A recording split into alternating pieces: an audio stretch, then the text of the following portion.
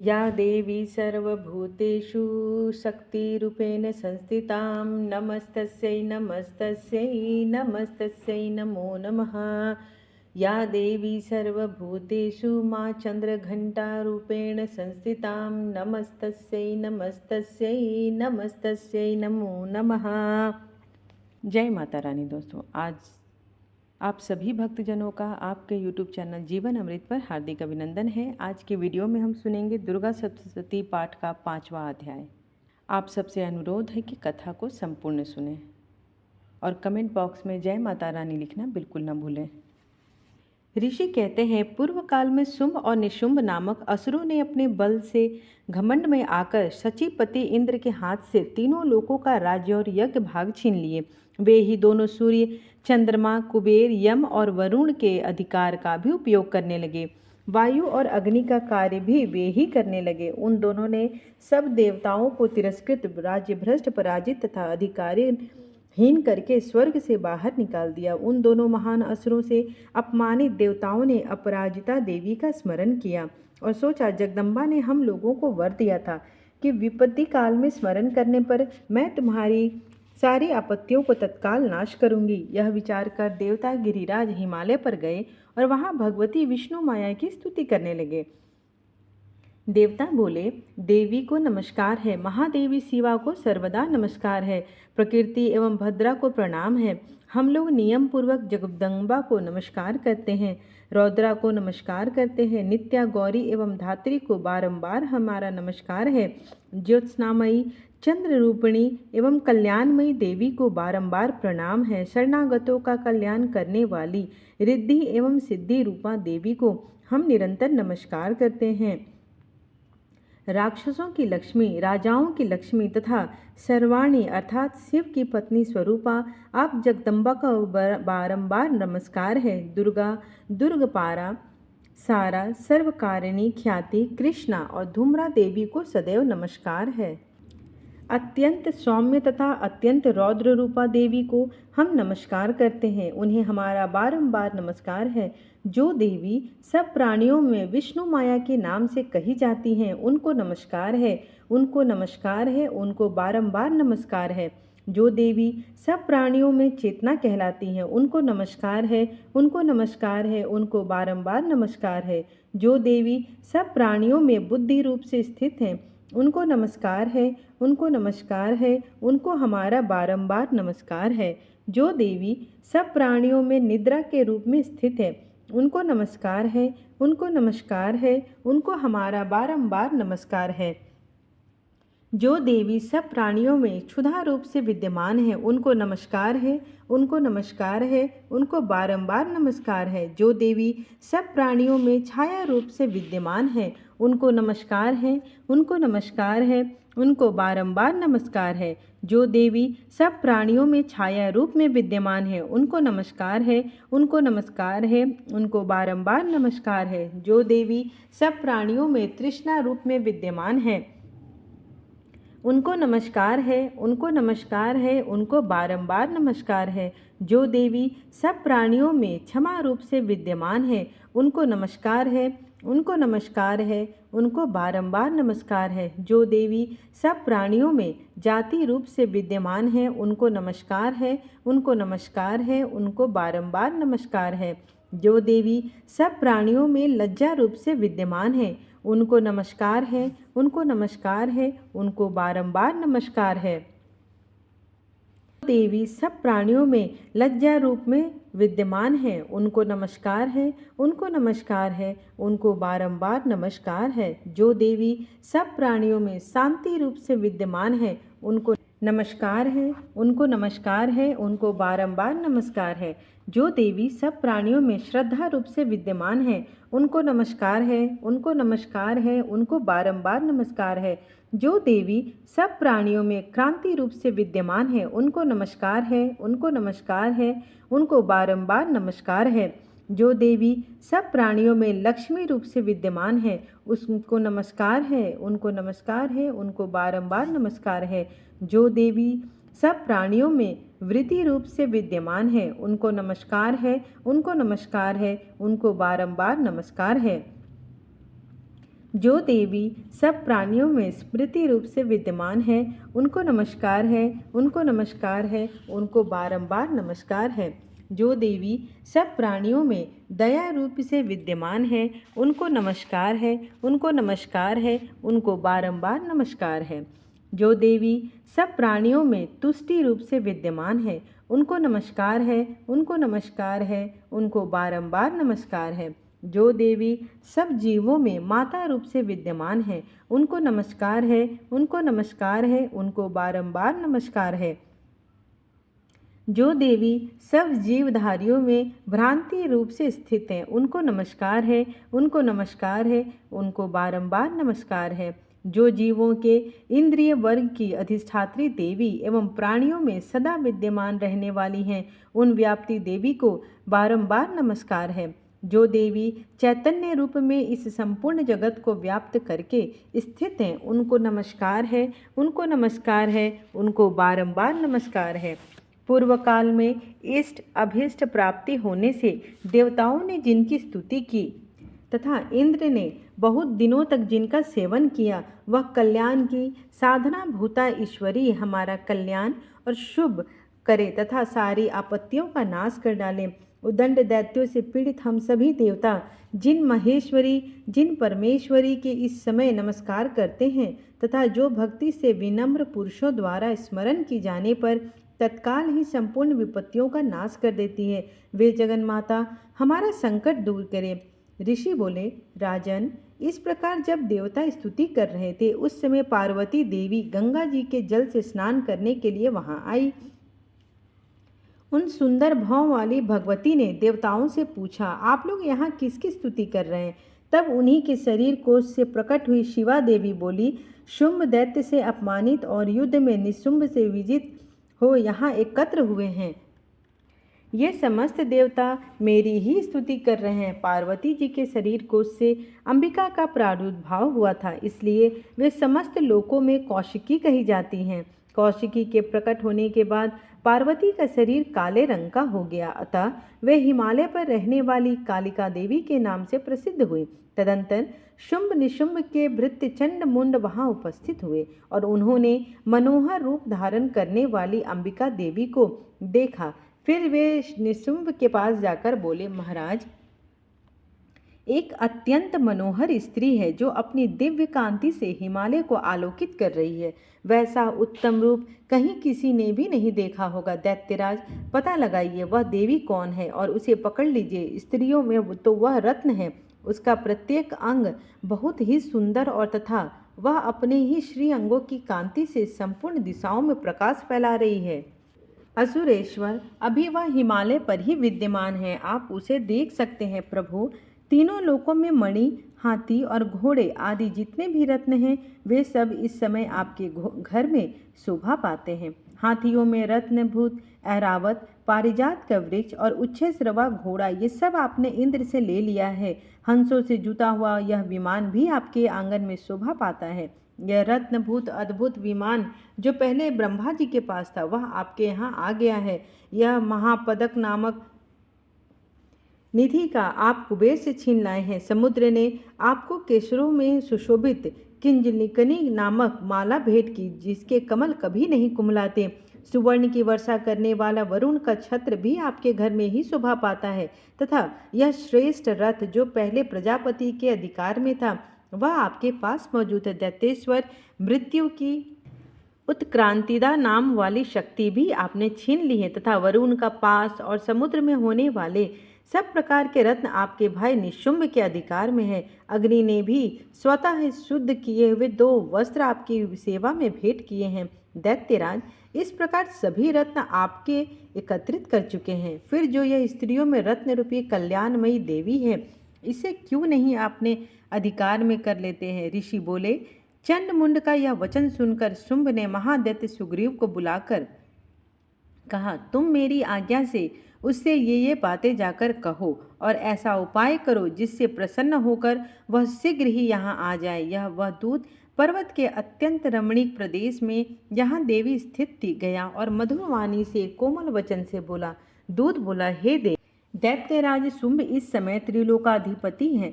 मैं उन्हीं का भेजा हुआ दूत हूँ और यहाँ तुम्हारे पास आया हूँ। उनकी आज्ञा सदा सब देवता एक स्वर से मानते हैं, कोई उसका उल्लंघन नहीं कर सकता।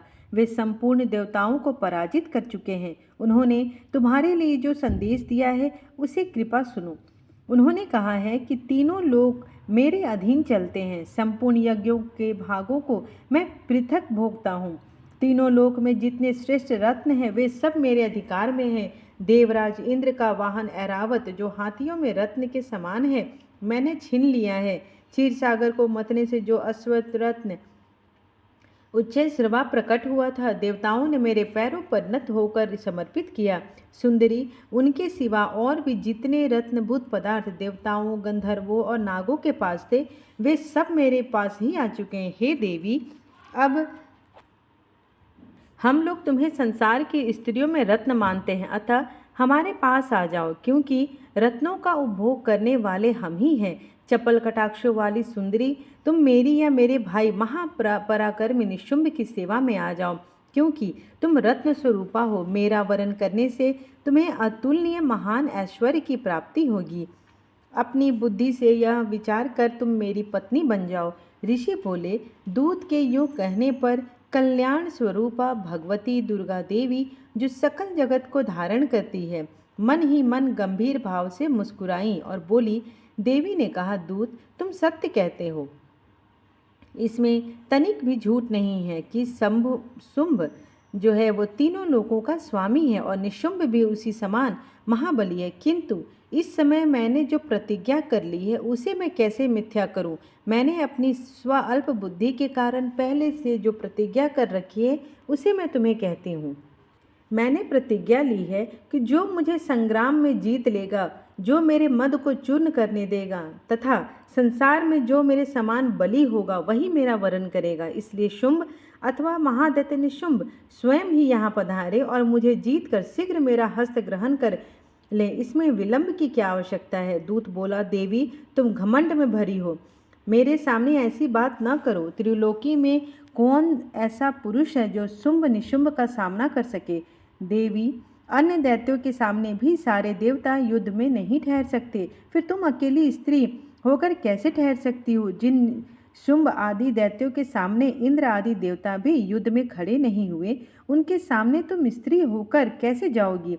इसलिए तुम मेरे ही कहने से शुंभ निशुंभ के पास चली चलो। ऐसा करने से तुम्हारे गौरव की रक्षा होगी, अन्यथा जब वे केशों को पकड़कर घसीटेंगे तब तुम्हें अपनी प्रतिष्ठा खोकर उनके साथ जाना पड़ेगा। देवी ने कहा, तुम्हारा कहना बिल्कुल उचित है। शुंभ बलवान है और निशुंभ भी बड़ा पराक्रमी है, किंतु मैं क्या करूं? मैंने पहले बिना सोचे समझे प्रतिज्ञा जो कर ली है, अतः अब तुम जाओ। मैंने तुमसे जो कुछ कहा है वह सब असुर राज से आदरपूर्वक कहना, फिर उन्हें जो उचित जान पड़े वो करे। इस प्रकार दुर्गा सप्तशती पाठ का 5वां अध्याय संपूर्ण हुआ। दुर्गा सप्तशती पाठ का 6ठा और 7वां अध्याय, जिसमें धूम्रलोचन का वध की कथा दी गई है। मैं सर्वेश्वर भैरव के अंक के निवासिनी परम श्रेष्ठ पद्मावती देवी की आराधना करता हूँ। हे देवी, नागराज के आसन पर आसीन है। नागों के फणों से शोभित होने वाली मणिमाला से उनका शरीर भाषित हो रहा है। उनके अंगों की दीप्ति सूर्य के समान है और 3 नेत्र उनके सौंदर्य का वर्धन कर रहे हैं। उनके हाथों में माला, कुंभ, कपाल और कमल है तथा उनके मस्तक में अर्धचंद्राकर मुकुट शोभायमान हो रहा है। ऋषि कहने लगे, देवी के मुख से ऐसी बात सुनकर दूत को बहुत ही आश्चर्य हुआ और उसने दैत्यराज के पास जाकर विस्तार पूर्वक समाचार कहा। से ऐसा उत्तर सुनकर वह दैत्यराज अत्यंत क्रोधित हो उठा और अपने सेनानायक धूम्रलोचन से कहा, धूम्रलोचन, तुम अति शीघ्र अपनी सेना के साथ जाकर उस दुष्टा स्त्री का केस बलपूर्वक खींचते हुए यहाँ उठा लाओ। उसका रक्षक यदि यक्ष, गंधर्व, देवता आदि कोई भी हो तो तुम उसे अवश्य ही मार डालना। तब ऋषि ने कहा, शुंभ का आदेश पाकर वह धूम्रलोचन अपनी 60,000 सेना के साथ वहां से तुरंत चल पड़ा। वहां पहुंचकर उसने हिमालय पर निवास करने वाली देवी को देखा और ललकार कर आदेश भरे स्वर में कहा, अरे तू मेरे स्वामी शुंभ निशुंभ के पास चल। यदि इस समय तुम स्वेच्छा से मेरे साथ नहीं चलोगी तो मैं तेरे केस पकड़कर घसीटते हुए जबरन तुम्हें ले जाऊंगा। तब देवी ने उससे कहा, तुम दैत्यराज के आदेश से आए हो और तुम स्वयं भी बलवान हो तथा तुम्हारे साथ इस समय विशाल वाहिनी भी है।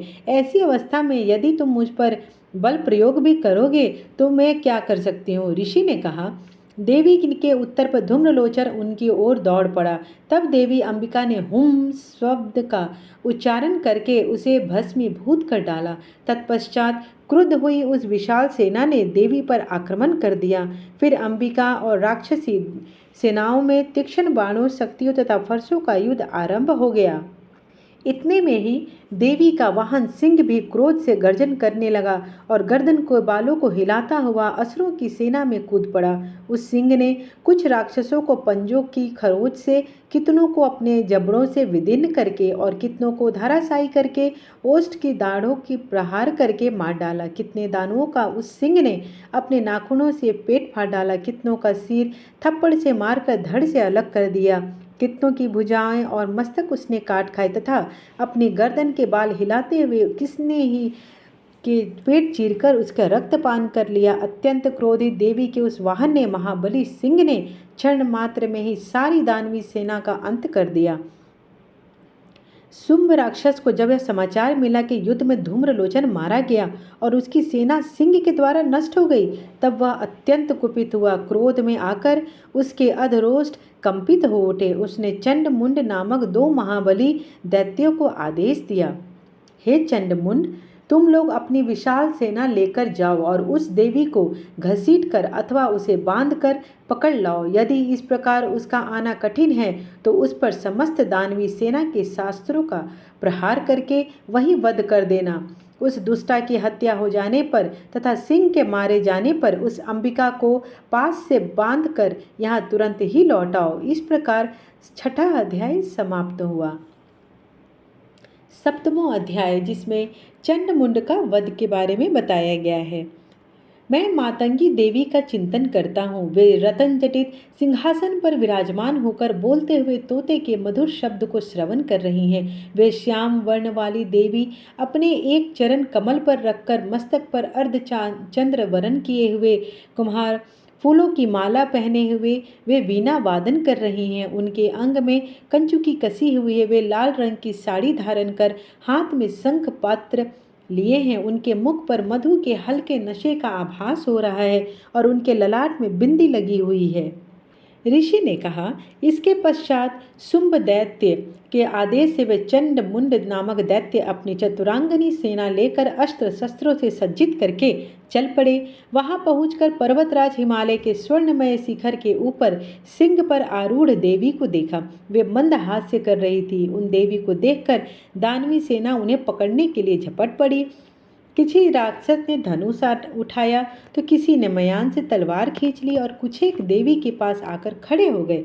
तब अंबिका ने उन पर अत्यंत क्रोध प्रकट किया। उस समय क्रोधानल में दग्ध होने के कारण उनका मुख काला दिखाई पड़ने लगा।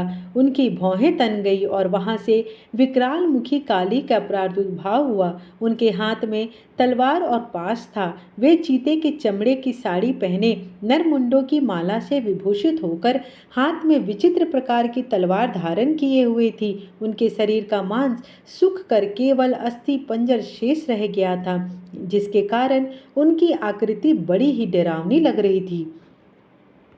उनका मुख गह्वर बहुत विशाल था। जीभ लप लप करने के कारण वे बहुत ही भयंकर जान पड़ रही थी। उनके नेत्र भीतर की ओर गड्ढे में धंसे हुए और रक्तिम थे। वे भयंकर गर्जना से सभी लोगों को कंपित कर रही थी।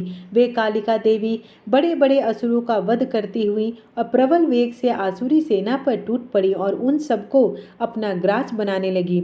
वे देवी पार्श्व रक्षकों, अंकुशधारी महावतों, बड़े बड़े योद्धाओं और घंटाधारी कितने ही विशाल काय रथ और सारथी सहित रथी सैनिकों का मुंह में डालकर वे बहुत ही भयानक आवाज से चबा रही थीं। किसी के बाल खींचकर, किसी का गला दबोचकर, किसी को पैरों तले रौंद कर और किसी की छाती को धक्के से भूमि पर गिराकर किसी को मुंह में पकड़कर दांतों से चूर चूर कर डाल दी।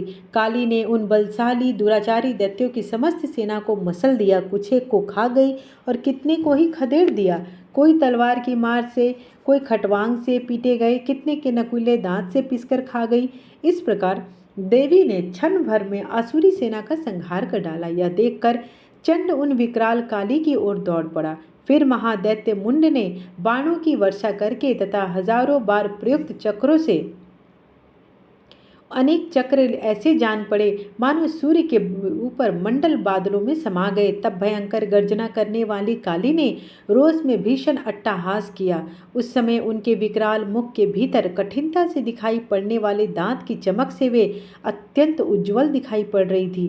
फिर तो वे देवी बहुत बड़ी तलवार से हम शब्द का उच्चारण करके चंड के केस पकड़ लिए और अपनी तलवार से उसका मस्तक धड़ से अलग कर दिया। चंड को मारा देखकर मुंड देवी की ओर दौड़ पड़ा। तब देवी ने क्रोधित होकर अपनी तलवार के आघात से उसे भी धराशायी कर दिया। चंड मुंड के मरते ही बची कुची सेना भय से व्याकुल होकर रणभूमि से भागने लगी। तब देवी ने चंड मुंड के कटे हुए मस्तक को हाथ में लेकर चंडिका के पास पहुंचकर विकट अट्टहास करके कहा, हे देवी, मैंने इस महापशु चंड मुंड को तुम्हें अर्पित किया है। अब युद्ध भूमि में तुम्हें शुंभ और निशुंभ का स्वयं ही संहार करना है। ऋषि ने कहा। चंड मुंड के मस्तक को देखकर कल्याणमयी चंडी ने काली से मधुर स्वर में कहा, देवी, तुम चंड और मुंड को लेकर मेरे पास आई हो, इसलिए विश्व में तुम्हारी ख्याति चामुंडा के नाम से की जाएगी। इस प्रकार मार्कंडे पुराण के काल्पनिक मनवंतर कथा के अंतर्गत देवी महात्म्य में वर्णित चंड मुंड वध नामक 7वां अध्याय समाप्त हुआ। बोले, चंड और मुंड नामक दैत्यों के मारे जाने तथा बहुत सी सेना के विनिष्ट हो जाने पर दैत्यों के राजा प्रतापी शुंभ के मन में बहुत क्रोध पैदा हुआ और उसने दैत्यों की संपूर्ण सेना को युद्ध के लिए प्रस्थान करने का आदेश दिया। वह बोला, आज उदायुध नाम के 86 दैत्य सेनापति अपनी सेनाओं के साथ युद्ध के लिए कूच करें और कंबू नाम वाले दैत्यों के 84 सेनानायक अपनी अपनी सेनाओं से घिरे हुए यात्रा करें। 50 कोटि वीर कुल के और 100 धौम्र कुल के असुर सेनापति मेरी आज्ञा से सेना सहित प्रस्थान करें। कालक, दौहिर्द, मौर्य और काल के असुर भी लड़ाई के लिए तैयार हो मेरी आज्ञा से तुरंत प्रस्थान करें। भयानक शासन करने वाले असुर राज शुंभ इस प्रकार आज्ञा दे सहस्त्रों बड़ी बड़ी सेनाओं के साथ युद्ध के लिए प्रस्तुत हुआ। उसकी अत्यंत भयंकर सेना को आती देख चंडिका ने अपने धनुष की टंकार से पृथ्वी और आकाश के बीच में भाग में गुंजा दिया। राजन, तदंतर देवी के सिंह ने बड़े जोर से दहाड़ना आरंभ किया। फिर अंबिका ने घंटे की आवाज़ से उस निनाद को और भी अधिक बढ़ा दिया। धनुष की टंकार, सिंह की दहाड़ और घंटे की ध्वनि से संपूर्ण दिशाएं गूंज उठी। उसी भयंकर शब्द से काली ने अपने विकराल मुख को और बढ़ा लिया तथा इस प्रकार से वे विजय सैनी हुई। उस तुमुल घोष को सुनकर दैत्यों की सेनाओं ने चारों ओर से आकर चंडिका देवी, सिंह तथा काली देवी को क्रोधपूर्वक घेर लिया।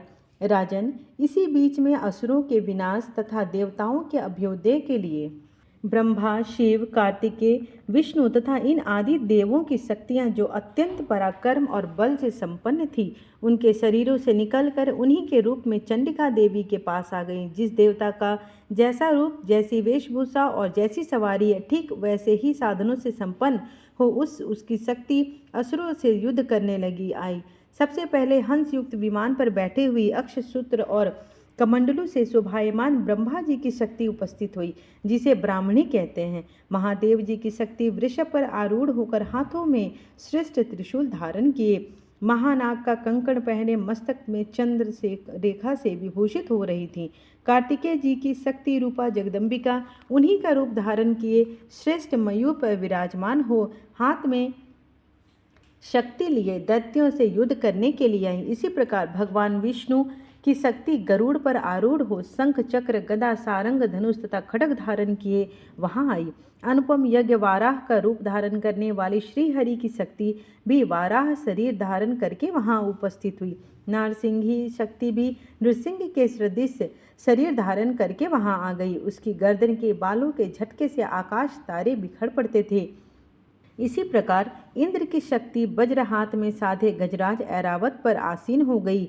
उसके भी सहस्त्र नेत्र थे। ऐसा इंद्र का रूप है वैसा ही उसका भी था। तदंतर उन देव शक्तियों से घिरे हुए महादेव जी ने चंडिका से कहा, मेरी संतुष्टि के लिए तुम शीघ्र ही इन असुरों का विनाश करो।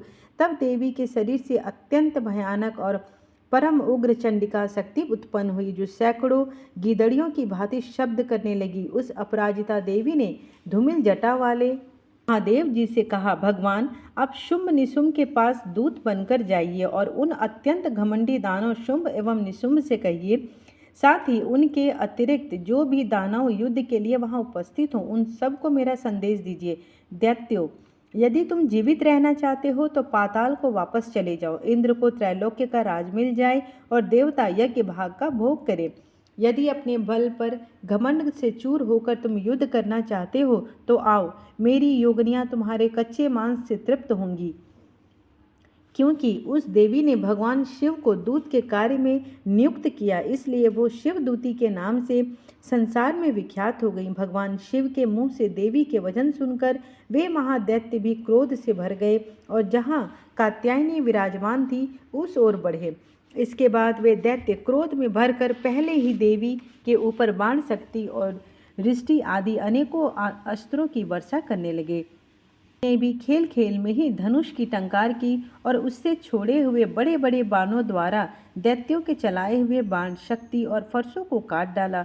फिर काली उनके आगे होकर शत्रुओं को शूल प्रहारों से विदीर्ण करने लगी और खटवांग से उनका कचुम्बर निकालते हुए रणस्थली में विचरने लगी। ब्रह्माणी भी जिस जिस ओर जाती उसी उसी ओर अपने कमंडलों का जल छिड़क कर शत्रुओं के ओज और पराक्रम को नष्ट कर देती थी। माहेश्वरी ने त्रिशूल से तथा वैष्णवी ने चक्र और अत्यंत क्रोध में विह्वल हुई कुमार कार्तिकेय की शक्ति ने दैत्यों का संहार आरंभ किया। इंद्र शक्ति के प्रहार से आहत हो सैकड़ों दैत्य दानव रुधिर धारा बहाते हुए धराशायी हो गए। वाराही शक्ति ने कितनों को अपनी थुतुन की मार से मार डाला, दाढ़ों के अग्रिम भाग से कितनों की छाती फाड़ डाली तथा कितने ही दैत्य चक्र की चोट से विदूर्ण हो गए। नारसिंही भी दूसरे महादैत्यों को अपने नखों से विदीर्ण करके खाती और सिंहनाद से दसों दिशाओं में आकाश को गुंजाती हुई युद्ध क्षेत्र में विचरण करने लगी। शिवदूती के प्रचंड अट्टहास से अत्यंत भयभीत हो कितने ही असुर पृथ्वी पर गिर पड़े। शिवदूती ने उस समय अपना ग्रास बना लिया। इस प्रकार क्रोध में भरे मातृगणों को नाना प्रकार के उपायों से बड़े बड़े असुरों का मर्दन देख दैत्य सैनिक भाग गए। मातृगणों से पीड़ित दैत्यों को युद्ध से भागते देख रक्त बीज नामक महादैत्य कुपित हो युद्ध के लिए आगे बढ़ा। उसके शरीर से जब रक्त की बूंद पृथ्वी पर गिरती थी तब उसी के समान शक्तिशाली दूसरा महादैत्य पृथ्वी पर पैदा हो जाता था। महाअसुर रक्तबीज हाथ में गदा लेकर इंद्र शक्ति के साथ युद्ध करने लगा। तब ऐन्द्रिय ने अपने वज्र से रक्त बीज को मारा। वज्र से घायल होने पर उसके शरीर से रक्त बहने लगा और उससे उसी के समान रूप तथा बल वाले योद्धा उत्पन्न हो गए। उनके शरीर से खून की जितनी बूंदें गिरती थी उतने ही दैत्य उत्पन्न हो गए। सब रक्त बीज के समान ही वीरवान, बलवान तथा पराक्रमी थे। वे रक्त से होने वाले दैत्य भी अत्यंत भयंकर अस्त्र शस्त्रों का प्रहार करते हुए मातृगणों के अत्यंत घोर युद्ध करने लगे। पुनः वज्र के प्रहार से जब उसका मस्तक घायल हुआ तो उसके रक्त बहने लगा, जिससे हजारों वैसे ही पुरुष पुनः उत्पन्न हो गए। वैष्णवी ने भी जब युद्ध में रक्तबीज पर चक्र का प्रहार किया तथा ऐन्द्रिय ने दैत्य सेनापति को गदा से चोट पहुंचाई। वैष्णवी के चक्र से घायल होने पर उसके शरीर से जो भी रक्त बहता उससे उसी के बराबर आकार वाले सहस्त्रों महादैत्य प्रकट हो जाते। उनके द्वारा संपूर्ण जगत व्याप्त हो गया। कौमारी ने शक्ति से, वाराही ने खड्ग से और माहेश्वरी ने त्रिशूल से महादैत्य रक्त बीज को घायल किया। उस महादैत्य रक्त बीज ने भी क्रोध में भरकर गदा से सभी मातृशक्तियों पर पृथक पृथक प्रहार किया। शक्ति और शूल आदि से अनेक बार घायल होने पर जो उसके शरीर से रक्त की धारा पृथ्वी पर गिरी उससे भी सैकड़ों असुर उत्पन्न हुए। इस प्रकार उस महादैत्य के रक्त से प्रकट हुए असुरों द्वारा संपूर्ण जगत व्याप्त हो गया। इससे देवता आतंकित हो उठे। देवताओं को उदास देख चंडिका ने काली से शीघ्रतापूर्वक कहा, चामुंडे तुम अपने मुख को और भी विस्तृत करो तथा मेरे शस्त्रपात से गिरने वाले रक्त बिंदुओं को और उनसे उत्पन्न होने महादैत्यों को तुम अपने इस गाल वाले मुख में समा जाओ। इस प्रकार रक्त से उत्पन्न होने वाले महादैत्यों का भक्षण करती हुई तुम इस रण में विचरती रहो। ऐसा करने से उस दैत्य का सारा रक्त ही खत्म हो जाएगा। माता काली ऐसा ही करने लगी। उन भयंकर दैत्यों को जब तुम खा जाओगी तो दूसरे नए दैत्य उत्पन्न नहीं हो सकेंगे। यूँ कहकर चंडिका देवी ने शूल से रक्त बीज को मारा और काली ने अपने मुख को उसका रक्त ग्रहण कर लिया। तब उसने चंडिका पर गदा का प्रहार किया, किंतु उस गदापात से देवी को तनिक भी वेदना नहीं हुई। रक्त बीज के घायल शरीर से बहुत सा रक्त गिरा, किंतु ज्यों ही वह गिरा त्यों ही चामुंडा ने उसे अपने मुख में ले लिया। रक्त गिरने से काली के मुख में जो महादैत्य उत्पन्न हुए उन्हें भी वह चट कर गई और उसने का सारा रक्त पी लिया। तदंतर देवी ने रक्त बीज को उसका रक्त चामुंडा ने पी लिया था वज्र बाण खड्ग तथा रिष्टि आदि से मार डाला। राजन, इस प्रकार शत्रुओं के समुदाय में घायल हुए रक्तहीन हुआ महादैत्य रक्त बीज पृथ्वी पर गिर पड़ा। नरेश्वर, इससे देवताओं को अत्यधिक हर्ष की प्राप्ति हुई और मातृगण उन असुरों के रक्तपान के मध्य से उद्यत होकर नाचने लगी। इस प्रकार दुर्गा सप्तशती पाठ का 8वां अध्याय संपूर्ण हुआ।